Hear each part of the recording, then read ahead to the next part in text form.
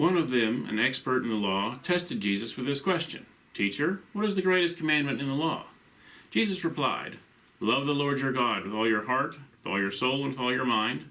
This is the first and greatest commandment. And the second is like it: love your neighbor as yourself.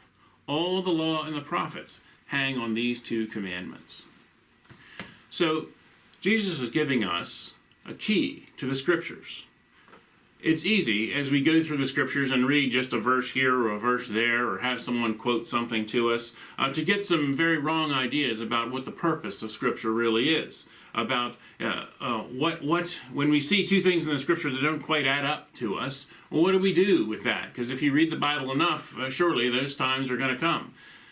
Well, Jesus is giving us a key. This is how we ought to understand the Scriptures in terms of love.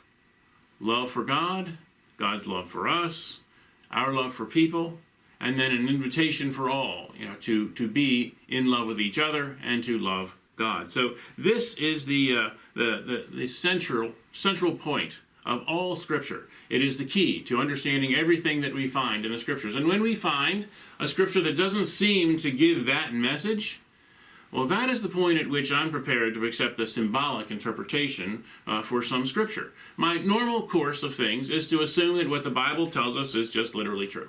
That's my normal thing. However, when it is shown to me that this could not be the actions of a loving God, or this does not really anymore anyway, even if it ever did, demonstrate the love between people and other people, well, then I'm prepared to accept some sort of other interpretation for what this is really supposed to mean.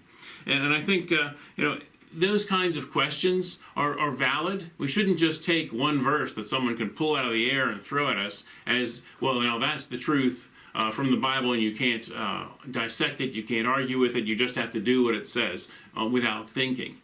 I don't agree with that approach to the Scriptures. I take Jesus' idea of using the key to understand the Scriptures, that love for God and love for our fellow human being is what should help us to interpret every Scripture so that we might truly be equipped for every good work.